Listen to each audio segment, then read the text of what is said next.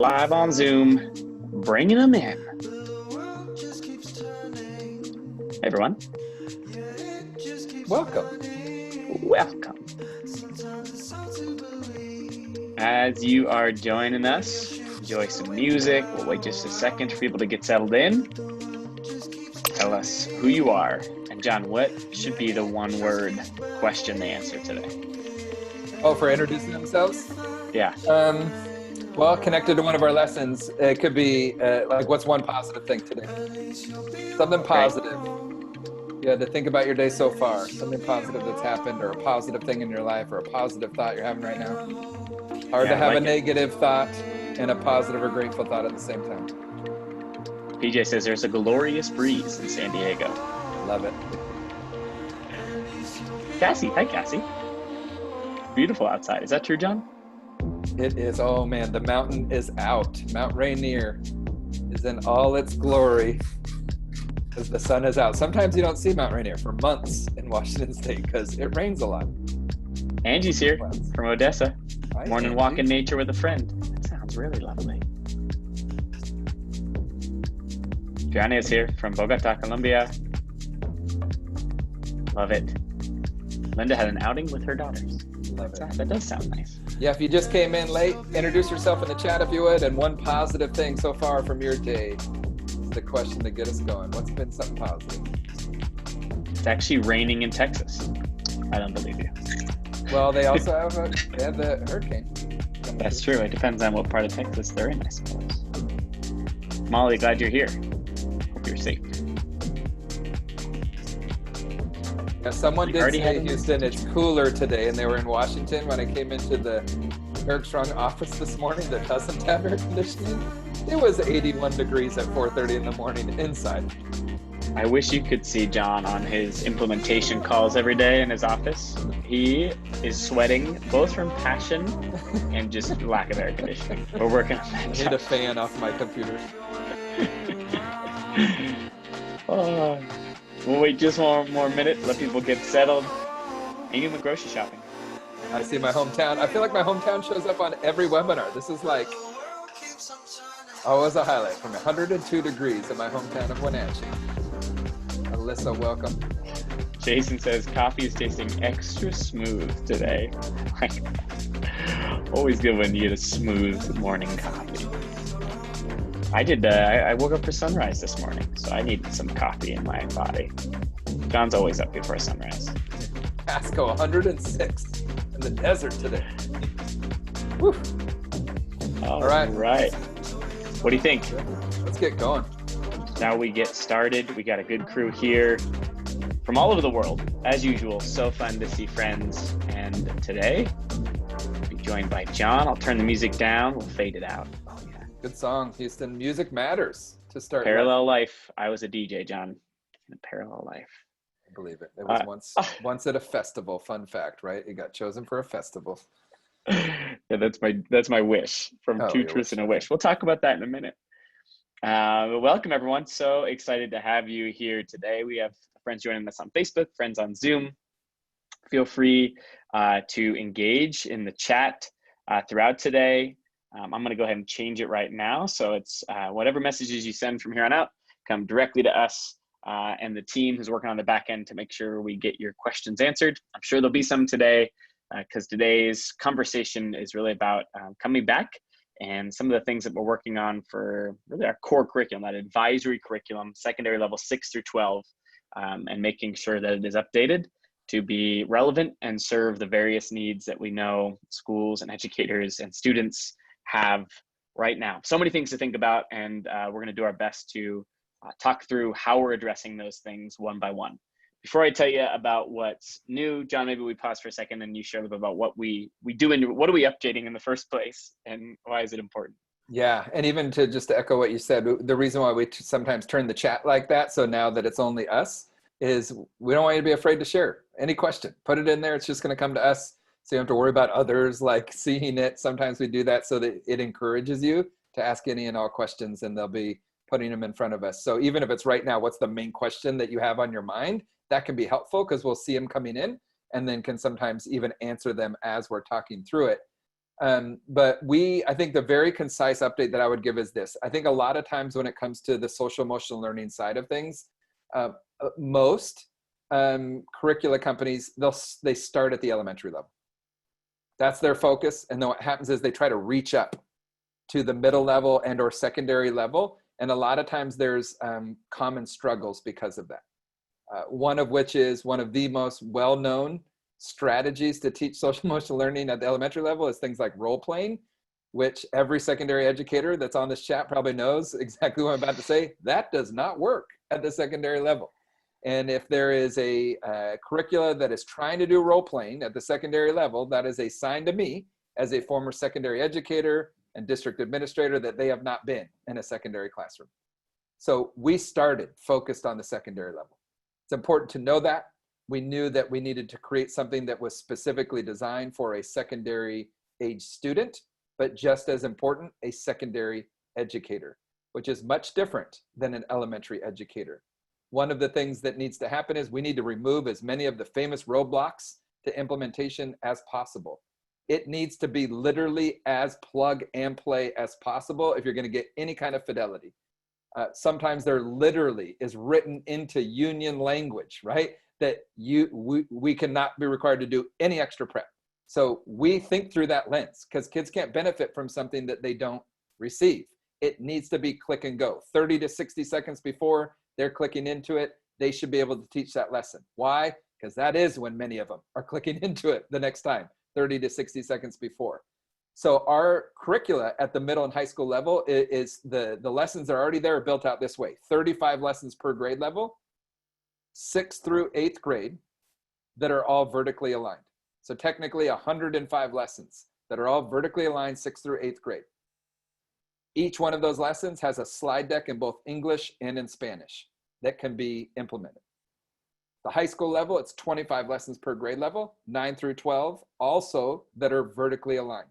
Not the same lessons each year. Technically, you have 100 lessons that are vertically aligned, start to finish. And yet, all of those are very customizable in the sense of you don't have to do all 35 at the 7th grade level. You might only have 20 delivery time slots. That's all right. You can pick the 20 that are most impactful in your mind for where you want to put focus your students on, and you can implement those. Yet all of that to set up today's webinar is this. Those lessons were originally written to be in person because that's the ideal. That's where we all want to be and all want to get back to as soon as we can. Yet, we all know it's a little bit different, isn't it? We're looking at virtual, we're looking at hybrid, we're looking at virtual, then maybe hybrid. No matter what it is, even if we're in person, we're going to need to have that social distancing aspect in many cases. What do we do now? And so we knew that we couldn't just say to our schools, well, the lessons are there, you're going to have to adapt them. No, we need to do that heavy lifting for you. So today we're going to showcase, we're going to walk through what we're doing, which as Houston digs into it, there's going to be 16 lessons to start the year. They're going to be the first 4 are dropping at today, if I remember correctly. And then about a week later, the next 4. And that's the next month, right? 1 lesson per week that could be even broken down into multiple. Houston will talk about that. But most of our schools are going to be doing that. They're going to be going through where everybody's doing these same kind of virtual setting type lessons that were built to be more in the virtual or hybrid setting. They would work in either. And then they're going to, if we need to, the second half of the year, we'll create more so that you have something where we've already done that work for you. So Houston's going to take it from here, but we're really excited about what we've brought together here to have something that you could do even in an asynchronous way. I was having already 7 calls today talking about, well, what if we're never even live virtually, but we're asynchronous? Every one of these lessons can be also done that way, where you're sending something out, like a component of the lesson in like a video screen share, and then asking students to respond. So we've done that work for you. I'm excited to have Houston walk us through it. Thanks for that context, John, and couldn't agree more with what you're saying. The work we do with that secondary advisory, trying to make it as fidelity friendly as possible and as engaging, as relevant as possible for the young people that we're serving. Already some questions in the chat around, will this replace the 35 lessons that we've been planning with? Not if you don't want it to. If you have created some adaptations around the lessons that are built to be in person, forge ahead if that is what you believe your school is going to be best served by. But let me tell you a bit about how and why we built what we have built for you coming back. So Houston, as you're even clicking in that, just to be really clear, I had a school just today say they're doing the 16 new lessons and they're doing the 35 because they have multiple delivery time slots now. They're doing intentionally more dosage because they know that they're going to need it. So they're just excited because they're like, now we have even more. And for our curriculum users, there's no added cost to that. This is automatically showing up for them to be responsive and to meet those needs in whatever space that they're in. Absolutely. So let me tell you about the scope and sequence of the 16 lessons that will be automatically updated into the curriculum. If you are a curriculum user, or if you want to become a curriculum user, this will automatically be populated into the site, and I'll show you more about that in a second. So the scope and sequence, what we're building and why we're building it. You'll see that the first few lessons focus on really explicitly community building and values clarification. That process is critical as we come back, because we need to decide, who do we want to be during this time? What does that look like? And then we need to talk about, well, what's going to prevent us from being the kind of people we want to be during this time. So at Character Strong, we have 8 essentials, we call them, at the secondary level, sort of like practical aspects of character. But this process brings that student voice forward and says, you know, who do you want to be during this time interpersonally, for yourself, academically, socially, emotionally, and allows them to have voice in that process. So the first lesson is really just about welcoming people back, orienting people to the space, whether you're in person or virtual, and introducing the character component of what we do. And really just trying to justify and explain, this is going to be a key piece of how we navigate this next chapter together as individuals and as a society. The second lesson, which we'll actually walk through today on the webinar, is called To Do versus To Be. And it's one of my favorite conversations about prioritizing the kind of people we want to be alongside all the things that we have to get done in this world. And the third lesson for that first little chunk is called What Gets in the Way, which is a practical conversation around, hey, we all want to be kind and present and resilient, but what prevents us? Identifying those obstacles, the research would tell us, is a really key ingredient to actually making meaningful progress. So often the goals we set fail because we haven't pre-identified what's going to prevent us from arriving at them in the first place. So a few lessons early on around community and values clarification, which takes us into the bulk of these 16 lessons, which is all about stress and coping and resilience. Now, as you know, and as even was brought up in the chat, at Character Strong, we're trying to do a lot to provide adults with the stress and coping skills that they need, knowing that the students aren't the only ones coming back with trauma. And we have lots of tools and resources to do that. In fact, I would recommend doing and walking alongside students in each one of these lessons. In fact, the approach that I'm trying to work on these things with you is a good, humble, vulnerable one. But the bulk of our lessons here are about stress coping and resilience, because we know that everyone globally, whatever school you're at, wherever location you're at, we have experienced collective trauma, and we need to navigate that. Before we can do a lot of things academically, before we can get into some of those more challenging conversations around social dynamics or even social justice, let's talk trauma first, because if we can't navigate that effectively, then we're going to spend a lot of our time drowning when we're being asked to swim. So we got to pause there, and we got to do that work and provide a lot of tools. One of the things that we know about stress and coping and resilience with young people, but all of us really, is that we need a good menu of choices to know what works best for us. And that's going to be the reality with stress and coping, is that not every lesson is going to resonate with each student or even with each adult, because some strategies work better for others than do other people, right? In the same way that self-care for me is going to look different than self-care for you. So in that section, we'll spend a lesson talking about, actually 2 lessons talking about the emotion systems model. The whole premise there is, the better we understand how emotions happen in our body and how we experience them, the more we're able to manage the choices on the far side of those emotions. So understanding how they happen gives us more autonomy over what we do with them.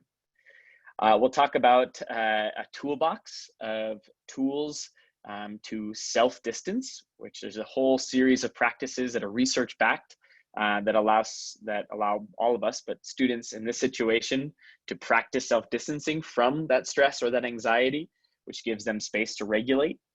We'll spend some time talking about shift and persist, which is really a conceptual idea that is critical for young people's success, especially during challenging times, the ability to look at things or reframe problems or pain, to find silver lining, and then create persistence or perseverance through it by identifying and clarifying purpose. We'll dig into creating, finding, and being a healthy support. We know one of the barriers to effective coping is the process of co-rumination, which is simply admiring the problem, where we talk about what we're struggling with so frequently that we actually increase the pain as opposed to alleviate it. So we'll talk about what it means to find healthy support and give healthy support. We'll talk about a research-backed strategy called Mindful Stop, which gives us an opportunity to breathe and regulate. We'll spend time talking about sleep. As simple as it sounds, it is the most foundational component of our wellness, and oftentimes dismissed with teenagers as that they're not getting a lot of sleep, when in reality, it is critical to our emotional well-being. We'll dig in as we're finding our way to the far side of this, and even some transitional lessons to the next part of the scope and sequence. We're going to dig into meaning, hope, and purpose, as well as the practice of gratitude, right? All these things that we know from positive psychology as important ingredients to effective regulation and resilience, is developing habits or practices around those things. Which leads us into the final part of at least these first 16, which will be conversations around empathy, justice, and compassion, where we'll dig into the concept of empathy itself, which will allow us to question whether or not empathy alone is all we need to make a difference in our lives and in the world, which will lead us to conversations around compassion and conversations around ultimately social justice. And we build our way there thoughtfully and scaffold our way there to make sure that we're taking care of the trauma to lead into those next conversations, which is really how do we heal and move forward as a more compassionate, kind world, creating the sort of pro-social behaviors that ultimately we want for our students and for ourselves. That's the high-level summary. Two questions that come to mind for me: why did we do it, and how does it look, or how will it operate for me as an educator in my building? Well, check it out. Here's the why part first, and we'll go through this quickly because I think most of these will resonate with most people pretty naturally. And people want to know. They're like in the chat, like, I just want to see it. I want to see it as we go through it. Like, how is this actually going to look? So I'm excited. We got you. So the three main components here are community, social connectedness. We're talking stress coping and resilience, and we're talking empathy, compassion, justice. So first and foremost, why community building? Well, Washington State Department of Health released a statement actually a few months ago, saying that depression rates and symptoms along with suicides could increase dramatically in the fall and winter of 2020 because of so many of the broken norms, because of so many students at home having to adjust to a ton of new realities. And that increased isolation for a lot of students is going to increase that suicidal ideation. So what we know through research, and our research director, Dr. Brian Smith, has been amazing at putting this on the forefront for us, because the stakes are high. And what we know is that substantial research tells us that there's a strong connection between social connectedness and reduced risk of suicidal ideation and behavior. So the focus on relationships should never be understated, but particularly right now, and you'll see this very shortly, every single lesson has a focus on community building and social connectedness first before we move into content. So more on that soon. Why stress and coping? Well, Corey Turner at NPR says, between closed school, social isolation, food scarcity, and parental unemployment, the coronavirus pandemic has so destabilized kids' support systems that the result, counselors say, is genuinely traumatic.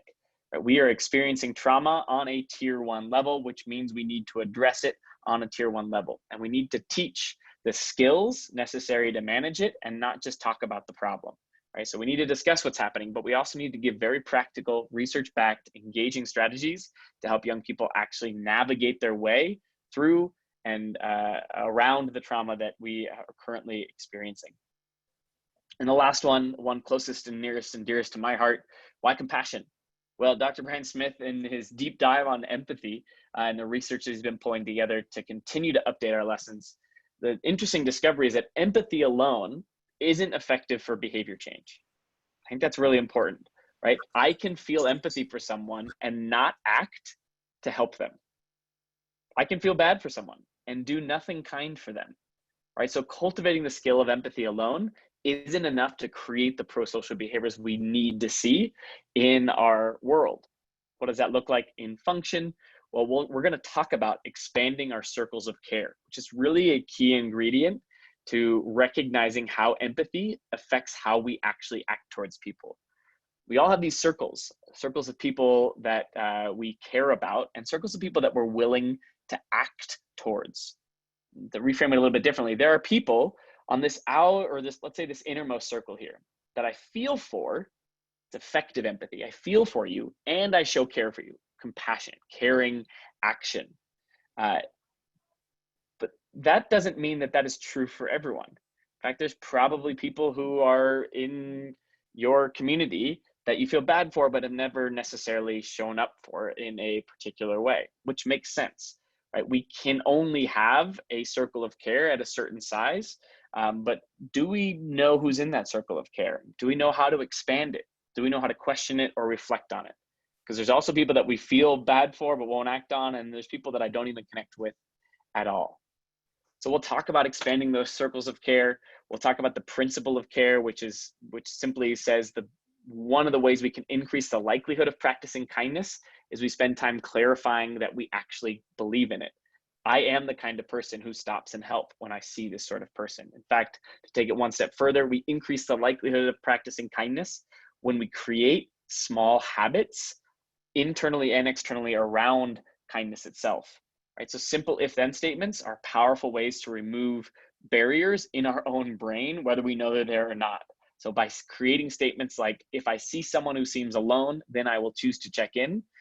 The next time I see someone sitting alone, it is an internal cue to spur a habit to put me into action because I care, but it doesn't necessarily mean I'm going to act on that care unless I have pre-declared that I'm willing to care. Finally, this moves us all towards these meaningful conversations that we have to be having in schools around justice, around creating an anti-racist school or community or world. And one of my favorite quotes comes from a brilliant speaker, Doris Fitdak, who is one of the youngest TED speakers of all time. She wrote and published her first book at the age of 6. And she said, so many people told me I was a prodigy. And she goes, I hate that word. I had 2 parents that brought me to the library every day. They helped me navigate the publishing process. They helped me edit. They put me in touch with the right people. She goes, that had nothing to do with ability and everything to do with access. And to me, so many of those conversations need to continue to happen in schools around what people have access to what on a systemic level, on a personal level, what biases inform my ability to teach, my ability to be in community with the other students that I'm at school with. And those conversations are going to naturally start to come forward in some of these lessons. We'll have some lessons more specifically about it.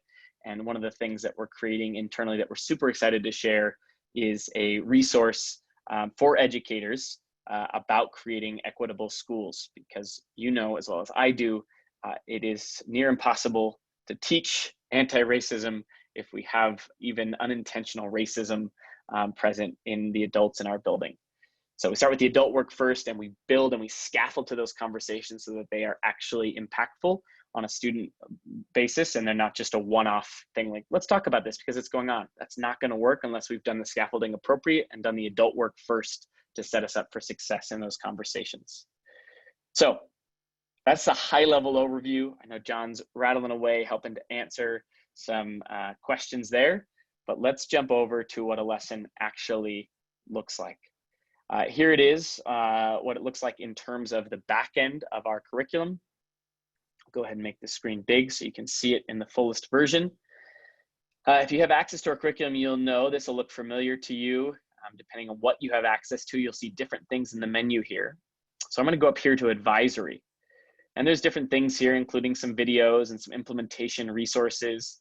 And then our traditional curriculum is still going to live here. And it seems like, according to some of the comments here, there are people who have started tackling the challenge of digging into these lessons and adapting them based on your needs. What we wanted to do is create a specific set of lessons, knowing that some schools are coming back in person, some are coming back hybrid, some are asynchronous, some are synchronous, some are virtual entirely.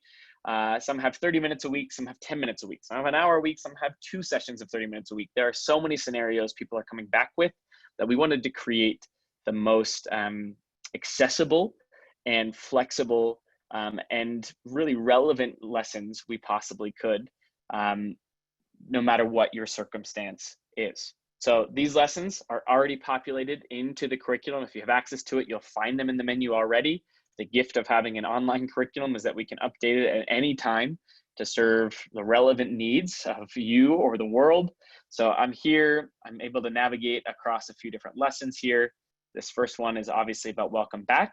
And you're gonna find a few things here just to orient yourself to what it looks like. Of course, the lesson and the title. Here are the slides themselves, which is all you will need to run the lesson in person or virtual. And then there's a few other little links down here. One that says, how do these work? If you pop up this little slide deck, it'll explain how these lessons operate. And the way they operate is that they're broken up into 3 distinct parts: community, content, and character. Now, the way it works is you, depending on your circumstance, you could break it up. If you did this, if you had like an advisory sort of thing 3 times a week, you could break it apart so that you did each component on a different day. If you only had 10 minutes and you only had time to do the community building component, great.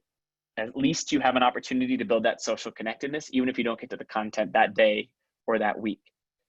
It's also designed to be pretty flexible. They are more or less available in like a 30-minute structure. That's what we built them with in mind. But that said, they can be expanded or contracted in lots of ways, and I'll demonstrate that here in just a moment. So you'll always start with community building, the community building component first, and it'll be in a menu of options. One of the things I'm most excited to share is that we've built these slides to operate non-linearly, meaning there is more of a sense of depth or autonomy, student choice, student voice, choose your own adventure experience that are built into these slides, which means it's not just clicking through a slide deck. Students can say, I want to do this activity, and I'll show you how that works in just a second. Continue to click through, you'll notice, and I'll show you this in real time here in a moment, that for each one of the activities in the community building portion, knowing that some people are going to be virtual or in person or a hybrid of the two, we've created a toggle. So let's say you're on the activity called 6-foot salutation. If you click that icon, it'll take you to the virtual version of the lesson so that you can facilitate it really quickly and easily, no matter what circumstance you're in. And then anytime you want to go back to the main menu, you'll click this icon in the upper right. When you're ready to move on to the next portion of the lesson, going from community building to the content, you'll navigate down here at the bottom. I'm going to show you this inside of a real lesson, but I wanted to show you this first to let you know that these slides are always available to you in the lessons in case you need a reminder. What also is available to you in each lesson is an overview video. It'll be usually myself talking you through the lesson and why we built it and how to use it most effectively with your students so that you can quickly orient yourself to it before trying to deliver it. I think that's important. These lessons will usually be anywhere from 1 to 4 minutes. This first one's a little bit longer because it'll give you the bigger overview, kind of like what I'm doing with you now. Houston, as you're doing this, we got a couple of things in the chat, and I'm going to actually be jumping over to a call right now with a school, which anybody can do. And we will drop that link in the chat. In fact, that'll be the last thing I do. But a couple people have asked if you can do the full screen when you do it. They haven't been able to see some of it when it's not in the like max screen. It's been small. So if we could move that when we do the lesson, be great. And then you could show like the different icons was one of the questions that was coming up. You got it. For that. Perfect. I'm going to drop this in and then have a great rest of the webinar, everybody. I'll put it in so that everybody can see it. Or I'll have the team do that, and then look forward to seeing the replay on this, which we will send out afterwards to answer a few of the questions. Thanks, John. I'll review those icons here in just a moment. Let me give you an orientation of the rest of the lesson, then we'll go biggie size so everyone can see. The final piece here that you will note is that there's lesson slides also available in Spanish, so that you have that option if that is the circumstance you need to go with. And then a new thing that we did for these lessons in particular is we created some research briefs for each one of the lessons to tell you why did we put this here? Why now? And so Dr. Brian Smith, our research director, has pulled together some of the most meaningful, relevant resources. We have some PDFs down here as well as some links that'll just explain in a little bit deeper context why we put this lesson here, why it's important now, what the research tells us about it. So lesson 1, for example, tells you about social connectedness and why that focus on community building is going to be so critical. The one I'll actually show you is lesson 2. Let's go ahead and bring it up. It loads just like the other ones. This one's about values clarification. So there's a bit more context here. And for those who want to do the deeper reading and go a bit deeper, there's links for where this content came from. All that said, for those of you who wanted to make this a bigger experience, let's do it. We'll go into full screen. Go here, oops. And we'll go biggie size here. No, maybe we won't. Let's try this one more time. Aha, perfect. So the way this is going to operate is I begin clicking through, just like so. And this first screen will give you a little overview of how the lessons operate, or what they're sort of made up of. This first section here will be community building. That's what this icon is about. And for the community building component, we will always provide a recommendation for what we think is the best fit for this lesson. But in a moment, you'll see how that doesn't necessarily have to be the one you go with. The content today is to-do list versus to-be list. And the character dare title for today is called Who Will You Become? So let's dig into the lesson itself. The objectives for today are list 2 to 3 traits that define who you want to be and commit to those traits by developing a plan of action for becoming those traits. Reflect on your to-be list via discussion, and we'll practice the truth or dare process based on the previous week's character dare through reflection and discussion. All right, here's where it gets really good and really fun. So in every lesson, you'll be prompted with this first component, which is the community building menu. As I mentioned before, you as the educator can choose which one you want to do, or you can ask your students, say, which one sounds interesting today? And in every lesson, we'll always provide at least a recommendation. So, let's say lesson 1, the recommendation was talking about COVID, because as students come back, we can't ignore what's going on and we have to address it. So this one's just simply about talking through your experience so far and giving students autonomy as to which question they would like to answer, how they would like to answer it.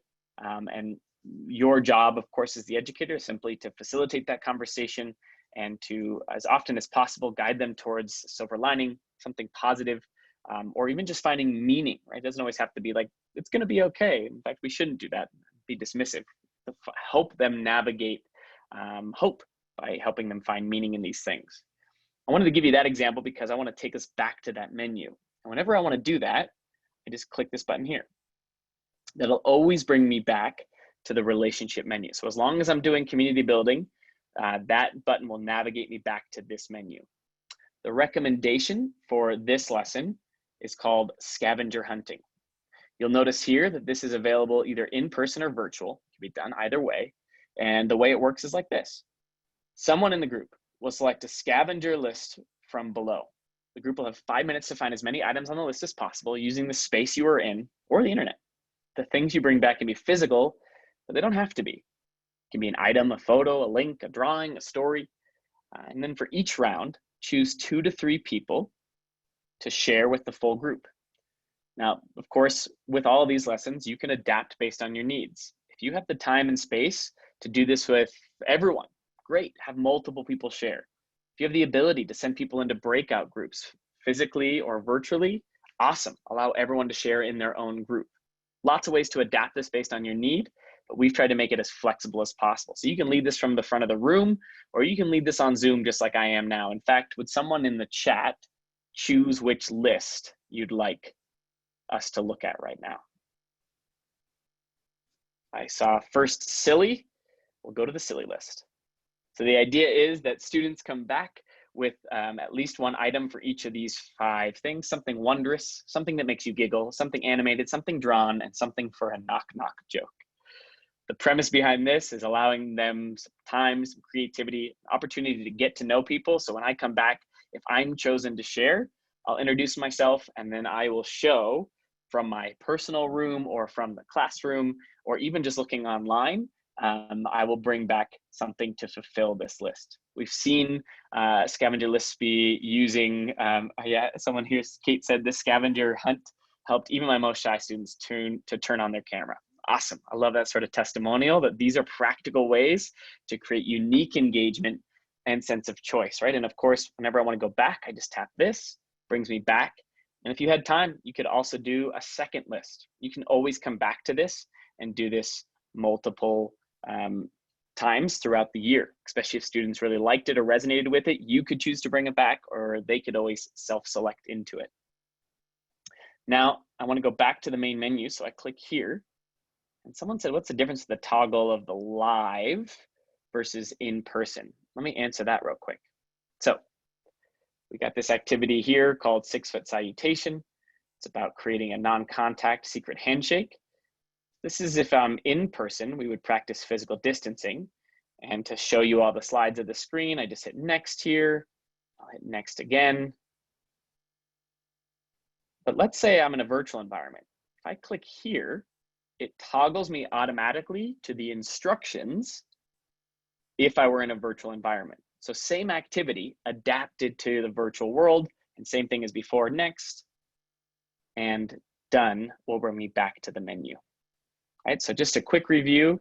This will toggle me between in-person and virtual, and this icon up in the upper right brings me back to the main menu. Now, let's say I've spent a little while building relationships. Maybe it's 10 minutes, maybe it's 30 minutes. When I'm ready to move on to the next part of the lesson, instead of just clicking through, in fact, I'm going to roll out of that for a second. If I just click, it's going to start taking me through all of the activities. We don't want that. So when I'm ready to move on to the next portion of the lesson, I'm going to click here on the icon of the brain for the content section. This takes me to the actual lesson, for the most formal part of the lesson. And today is an activity around values clarification. So this one's called What's on Your List? And the premise is we'll take out a piece of paper and something to write with. So it can be done in person or virtual. And then we're going to fold that paper in half, hamburger style. And we're going to write to do at the top of the lower half. All right, so you give students some time to do that. And then on the next screen, it explains in your to-do list, you're going to write down things you have to do over the next 24 hours, traditional to-do list style. I need to be productive. Well, I got to finish my math homework. I got to read these pages. I got to practice. I got to meet with my counselor, and I have to do dishes for my aunt. That's important. I missed that last week. I'm going to write to be at the top of the paper, because one of the parts of this lesson is to talk about priorities. So often, sometimes we get so buried in our to-do list that we forget about the who we want to be list. And my goal would be for me personally, right? So this isn't me telling you who you're supposed to be. I'm giving you your own voice to say, write down 3 positive things you want to be today. Maybe it's playful or grateful or kind or present. These are my 3 words here: kind, present, grateful. And make sure you leave some space between them. Final part of the lesson. Next to each of your to be words, write down one small action that you could take that requires 5 minutes or less. Share your list with a partner or with the full group. So some people in the chat are asking, how do I know if it's a virtual or in-person activity? All of the community building ones are toggleable between in-person and virtual. The actual content portion of the lesson is always designed to be both. So you never have to worry about which one is which or toggling between the two. They'll always be designed to be easily facilitated, whether you're in person or virtual. So students can be doing this in a Google Doc. They can be doing it on their own piece of paper at home, and you can have students hold it up to the camera or write it down in the chat. Lots of ways to create engagement around that. But then the whole idea here is we get a chance to share with the full group or with a partner in a breakout room or in person about what we have on that to-be list and what actions did we put next to it. A simple way to try to figure out how do we take these abstract things that we all want to be about and put it into meaningful action. And just about every lesson is going to include time for discussion, because that's going to be the most critical way we create engagement, especially at the secondary level, is to bring their voice forward as often as possible. So for this lesson in particular, you might start to talk about, are there any words on your to-be list today that you think you'd like on your to-be list every day? Why?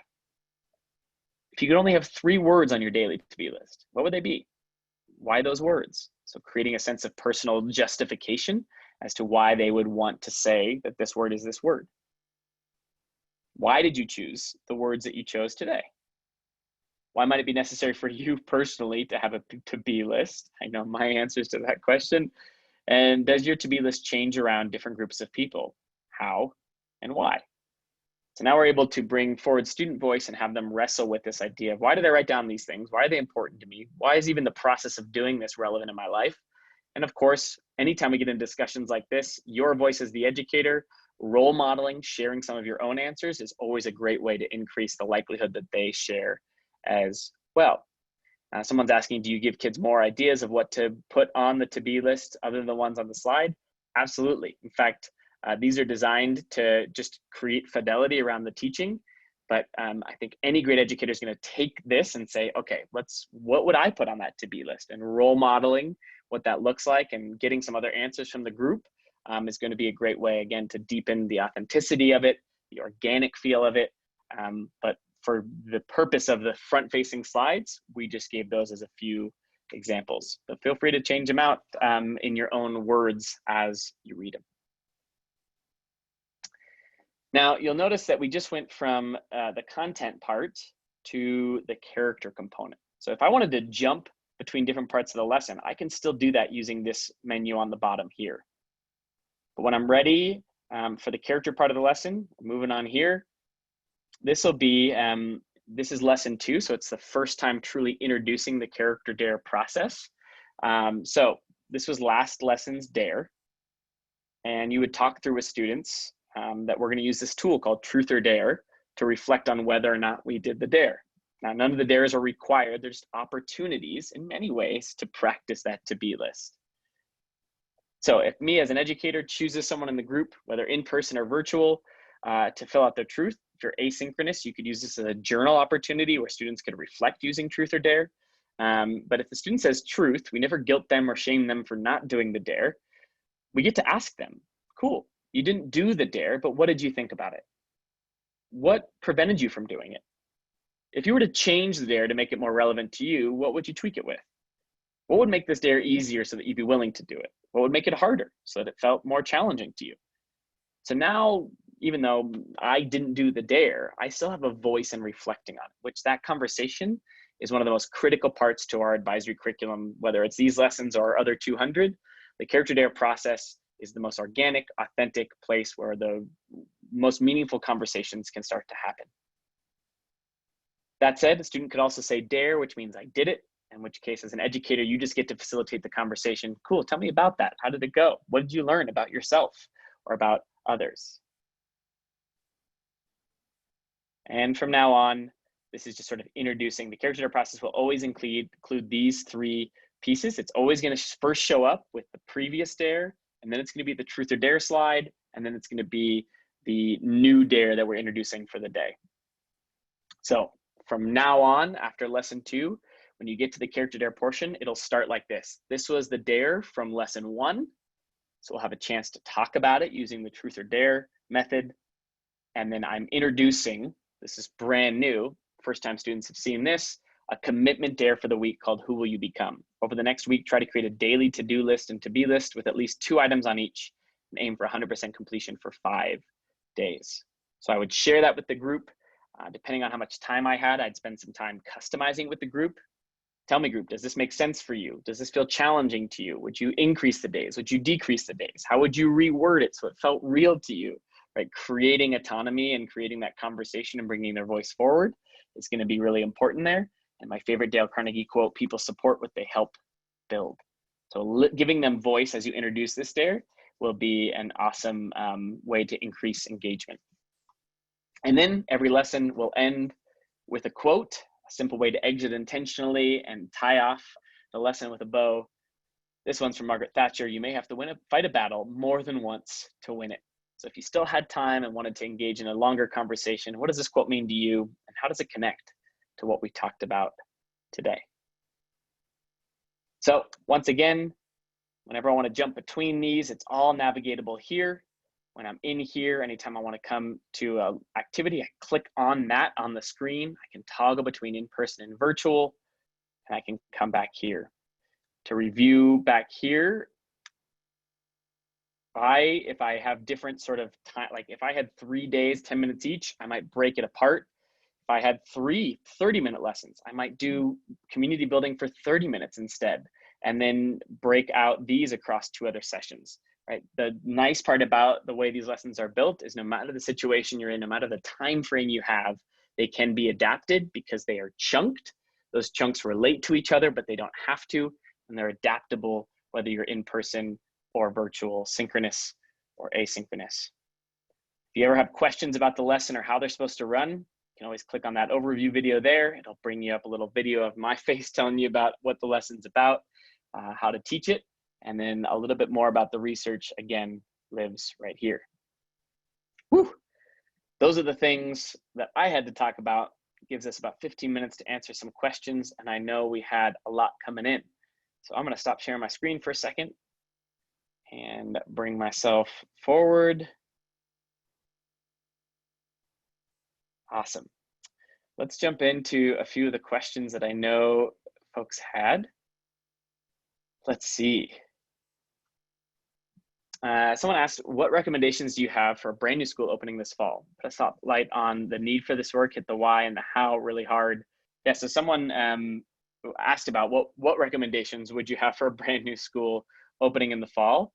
I would start with that adult buy-in first. We always say adult behavior first before we ask it of students. So spending time talking about the why and making sure every staff member can articulate their own why, and then really giving PD time, dedicating and making time for people to go through the activities, even providing PD time for you to role model those activities with other adults to see how it goes, to see how it feels, is a really healthy practice, whether you're virtual or in person, these new lessons or not.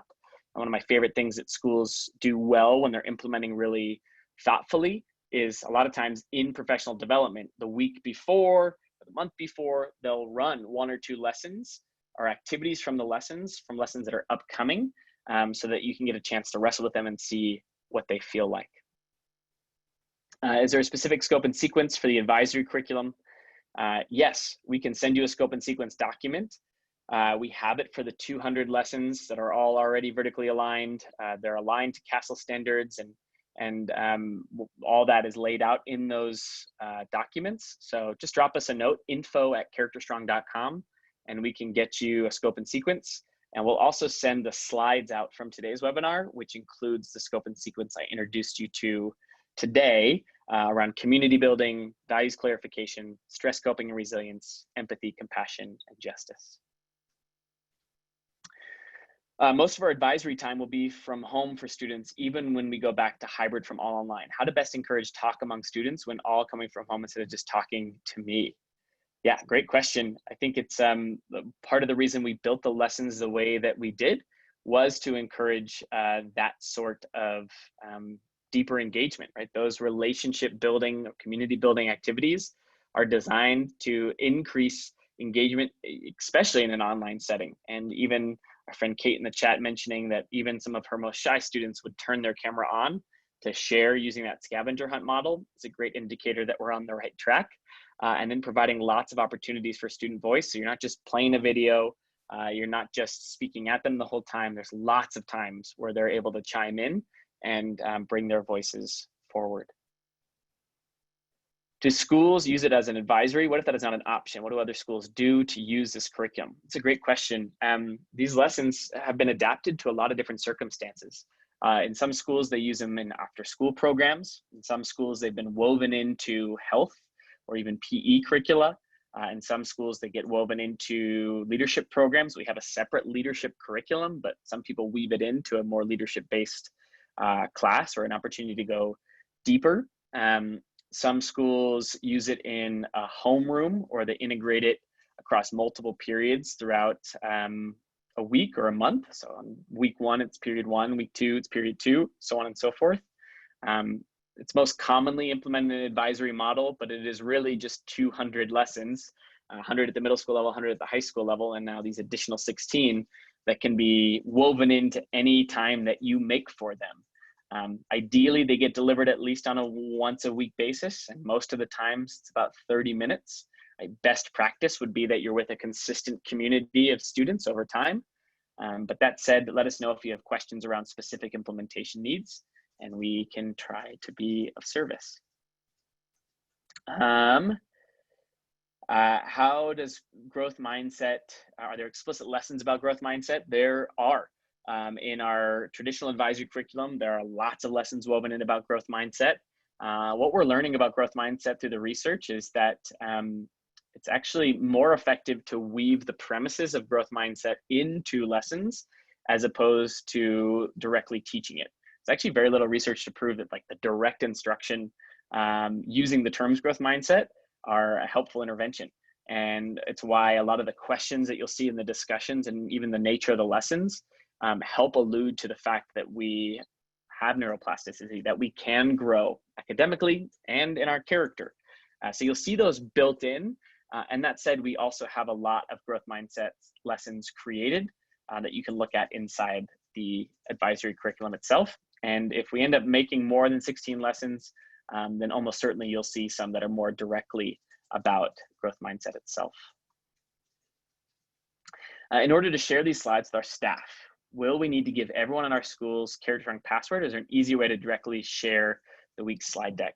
Yeah, unfortunately, the nature of the beast is that we try to make it easy at character-strong by creating one login for schools. So some people in the chat were asking, is this a teacher license or a school license?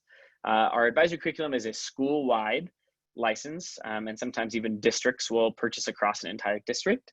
And each campus gets a single login. That's to make it easier on all parties involved, so you don't get everyone requesting a password for every different account.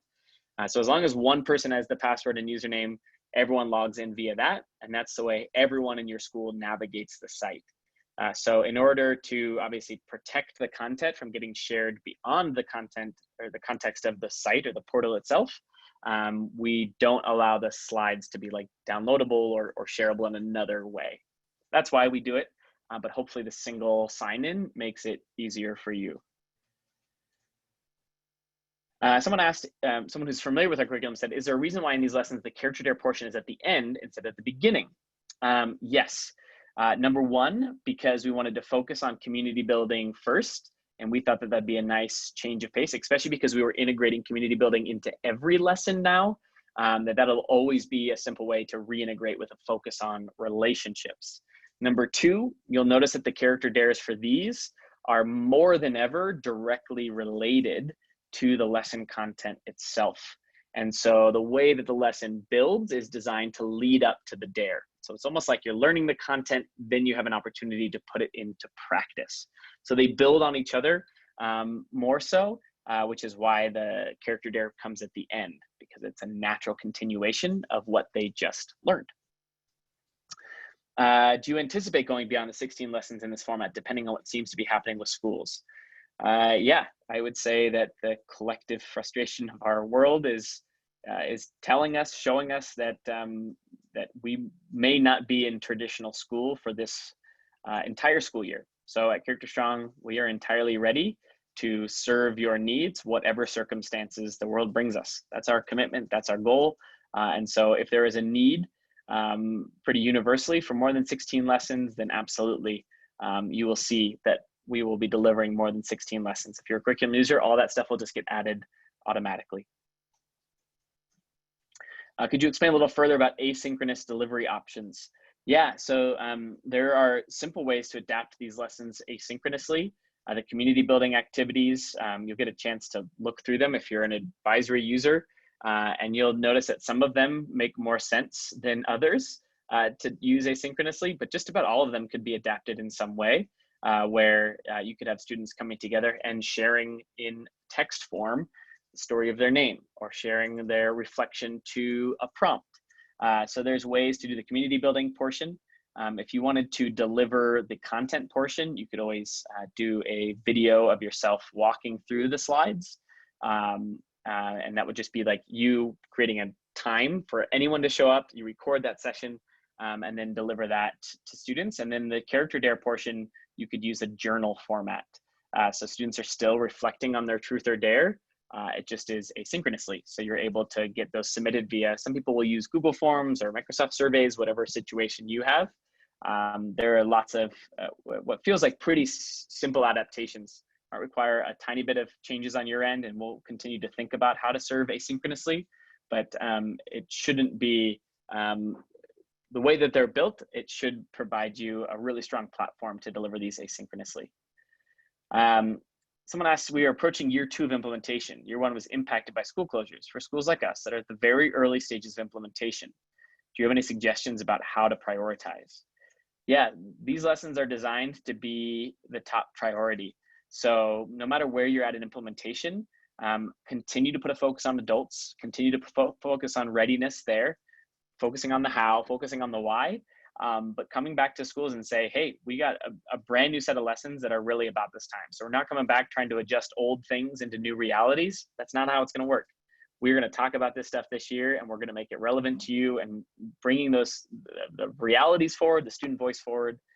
All those things are going to be key pieces to the puzzle. And my recommendation would be follow these 16 lessons with enthusiasm and passion and compassion, and that would be how I implement this year. And don't forget the adult work, those adult character dares, the staff, admin, family character dares. We cannot let those fall by the wayside.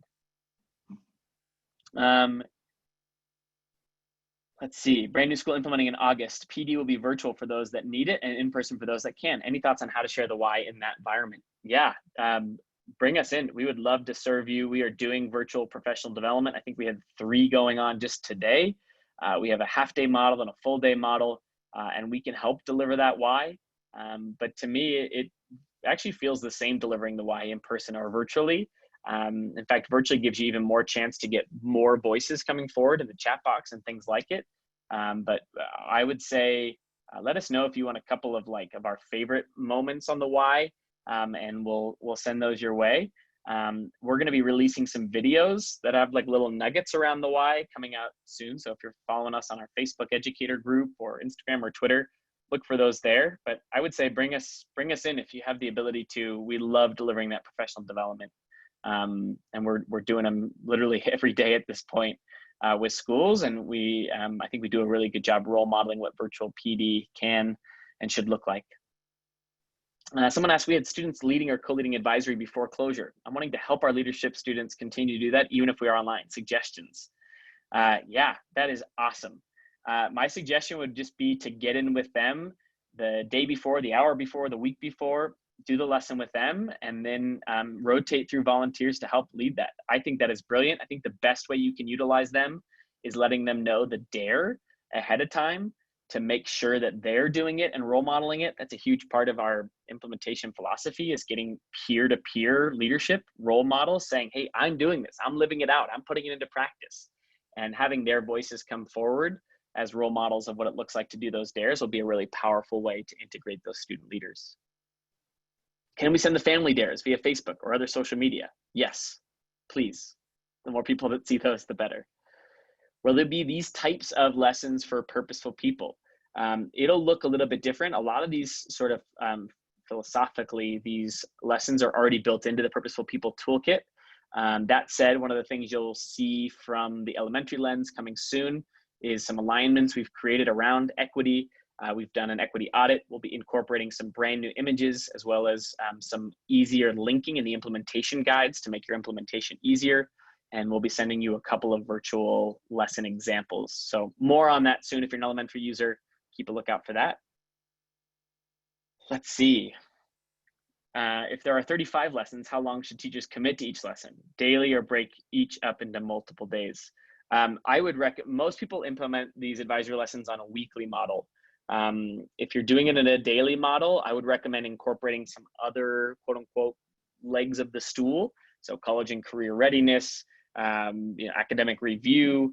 A lot of schools will utilize, if you have a daily sort of period, they'll utilize that time for those pieces, and then they'll break the lesson up into 2, maybe even 3 days. So if you want it to span the entire year, we recommend delivering it weekly or 2 to 3 sessions over the course of a week, and you can break it up using that community content and character piece. Someone said we're doing implementation as a 3-year rotation. 6th graders this year will be starting with the year 2. Do you think this would impact their understanding of the content? Great question. No, it's designed to really be like sort of a deviation, much like Corona has been a parallel universe in a lot of ways. What we'll be doing while we're providing these 16 or even 32 lessons on the back end is we're going to be reimagining what those 200 lessons can look like to continue to best support your needs. So don't worry about that rotation yet. That's something we're worrying about for you on the back end. I recommend moving forward with these 16 lessons because they're going to be built to be their own sort of universe for the current universe that we live in. Whew. Those are all the calls that or the questions that I have today. You will get a recording of this sent to you. You'll get the slides that I shared today. Whether you're a user of our curriculum or not, we're grateful that you are here. If you're interested in becoming a user, you can always send us an email or book a call with us at any point. We're on phone calls all the time with schools and districts trying to help serve your needs. And in case you haven't seen it, on Thursday, we have an incredible webinar about anti-racism and counseling with an incredible counselor of the Midwest. Go ahead and we'll drop a couple of the links in the chat as you're heading out, including our last relaunching relationally training of the year coming up August 4th. They're really fun days. We had 1,000 people last week together. We'd look forward to seeing you there for a longer form training. That one, as well as what Michaela just dropped in the chat. We have one more 2-day conference coming up in August, Equity, Implementation, and Empathy. Lots going on, but there's lots to do and lots of needs to serve. So grateful that you're here today joining us, and we're super excited to share these with you. We've been doing our very best to use research, best practices, what we've learned from students, from staff, to build these to meet all the potential needs of our students and you delivering them. So thank you for that work. I know it's a ton, but we'll continue to support you the best way we know how. Make it a great